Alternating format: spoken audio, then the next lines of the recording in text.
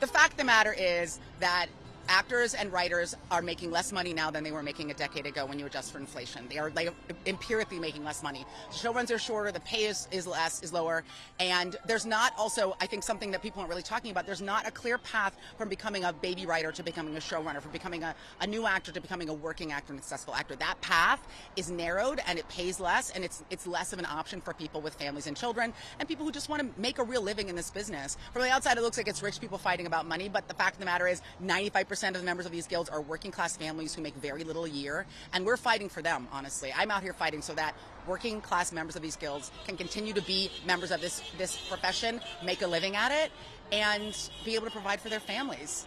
And I think you're going to see a lot more of this kind of petulancy in the next week or two. People, it's their fault. But in the end, it doesn't serve anybody to keep fighting in the public eye. They need to go back to the table. Both sides will be served by us coming up with a strong contract that serves both parties well.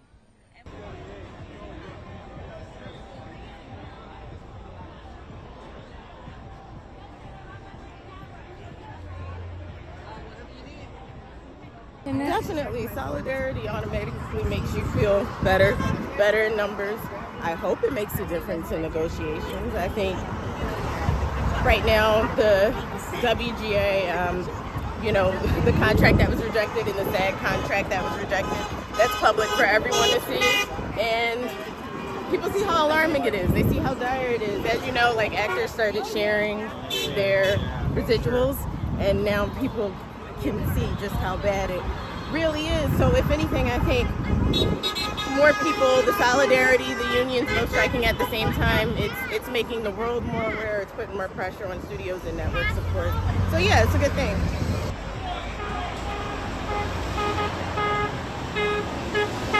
I think there's a lot of benefit in it. I mean, me being on a network television show, having created one, I see the differences in the streaming world and the network world. A lot of my friends are on shows on streaming, have made shows on streaming. Just way different experiences. And I know things have changed, but I think that the network model was good. And I think that streamers could learn from what network had done in the past.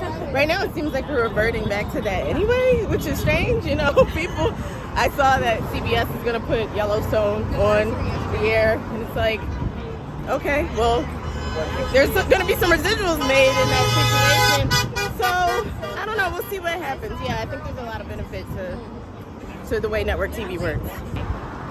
It's just not fair. Well, first of all, let's talk about the writers. Without them, we don't have anything, right? And they're not being properly compensated, and they keep trying to squeeze them out. And I think there's some people, middle management people, that are like, this is great. We'll get AI to write all the scripts, and then we don't have to pay those writers, and it's ridiculous and it's soulless.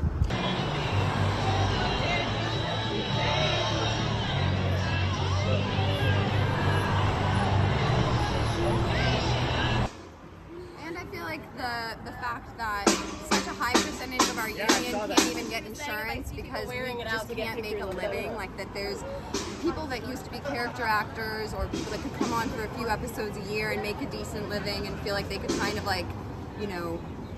float through a year and make their insurance, now can't make enough money to just get basic health care. So it tells you a lot about how dismal the situation is and how many actors are getting iced out of being able to be in this business. 13% of our membership can make health coverage. Yeah, that's insane.